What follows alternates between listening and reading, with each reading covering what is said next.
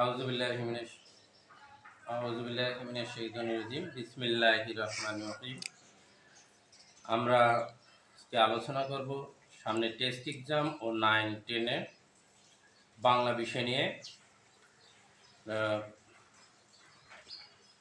কপোতাক্ষ নদ কবিতা, লেখক মাইকেল মধুসূদন দত্ত কবি। তার বিষয় নিয়ে এবং কবিতার বিষয় নিয়ে আমরা আলোচনা করব। মাইকেল মধুসূদন দত্ত 1824 খ্রিস্টাব্দে 25শে জানুয়ারি যশোর জেলায় সাগরদাড়ি গ্রামে জন্মগ্রহণ করেন। স্কুল জীবনে তিনি কলকাতা হিন্দু কলেজে ভর্তি হন। এখন আমাদের এখানে একটি প্রশ্ন, যে ছাত্র ও ছাত্রী সবাই বিশেষ করে খেয়াল করে ভিডিওটি দেখবেন। এখানে আমাদের কপোতাক্ষ নদী নদী এই মাইকেল শব্দটা বিষয়টি কি, মধুসূদন দত্ত কিন্তু প্রথমে সে তার নামে মাইকেল ছিল না। ছাত্র জীবনে বা তাদের বংশের গোত্রে কোথাও মাইকেল বিষয়টি ছিল না। আপনারা অনেকেই জানেন না মাইকেল সে একসময় হিন্দু ছিল, হিন্দু বংশ গোত্রে এবং জন্মগ্রহণ করেন। এরপরে সে লেখাপড়া করে ইংরেজি সাহিত্যের প্রতি তার তীব্র অনুরাগ জন্মে এবং তিনি কলকাতা হিন্দু কলেজে ভর্তি হন। এরপর তিনি খ্রিস্টান ধর্ম গ্রহণ করেন। খ্রিস্ট ধর্ম গ্রহণ করার ফলে তার নামের সাথে যোগ হয় মাইকেল। এ থেকে কবির নাম হয় মাইকেল মধুসূদন দত্ত। তার প্রথম এবং কীর্তিমান এবং কাব্য হল মেঘনাদ কাব্য, চতুর্দেশপদী কবিতা এবং তার নাটক কৃষ্ণকুমারী, আরও অন্যান্য আছে। সে একজন খ্যাতিমান এবং ব্যক্তি ছিল এবং কবি। শেষ নিঃশ্বাস ত্যাগ করেন 1873 খ্রিস্টাব্দে 29শে জুন কবি পরলোক গমন করেন। এখন আমরা কবিতার মূল বিষয়টি নিয়ে আলোচনা করব। শতত হে নদ তুমি পরো মোর মনে, এই কথাটার দিকে আমরা এই বিষয় নিয়ে আলোচনা করব। লেখক সে ইংরেজি বাংলা সাহিত্য তুচ্ছ মনে করে, সে নিন্দা মনে করে বা ইংরেজি সাহিত্যের প্রতি আক্রোশ হয়েছিল এবং ফ্রান্সে গিয়েছিল। ফ্রান্সে বসে হয়তো আল্লাহর অনুপ্রেরণায় বা কোনো কৃপায় তার জ্ঞান এবং বিবেক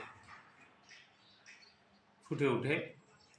সে তখন ছোটবেলার স্মৃতি এবং কাতরতা, সে সাগরদাড়ি গ্রামে জন্মগ্রহণ করেন এবং কপোতাক্ষ নদের স্মৃতি বিষয় নিয়ে আমরা সেই কবিতাটি লিখেছিলেন।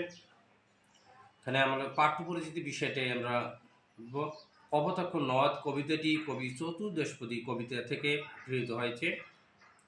এই কবিতায় কবি স্মৃতি কাতরতার আবরণে তার অতুজ্জ্বল দেশপ্রেম প্রকাশিত হয়েছে। দেশপ্রেম প্রকাশিত হয়েছে কিভাবে, সে তার ভুল বুঝতে পেরে দেশপ্রেম এভাবে হয়েছে। দেশপ্রেম একটি মহৎ গুণ। কবি যশোর জেলার কপোতাক্ষ নদের তীরে সাগরদাড়ি গ্রামে জন্মগ্রহণ করেন। শৈশব এবং মধুসূদন এই নদের তীরে প্রাকৃতিক পরিবেশ বড় হয়েছে।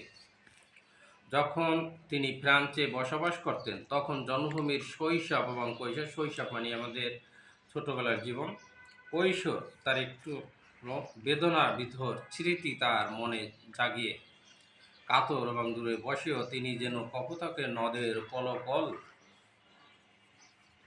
ধ্বনি শুনতে পান। কত দেশ কত নদ নদী তিনি দেখেছেন, কিন্তু জন্মভূমির এই নদ যেন মায়ের স্নেহ ধরে তাকে বেঁধেছে, কিছুতে তিনি তাকে ভুলতে পারেন না। বরং আসলে আমাদের এখানে কবির বিষয়টা আলোচনা, আমাদের যে দেশেই জন্মগ্রহণ করেন সে দেশই মাতৃভূমি সবচেয়ে উৎকৃষ্ট।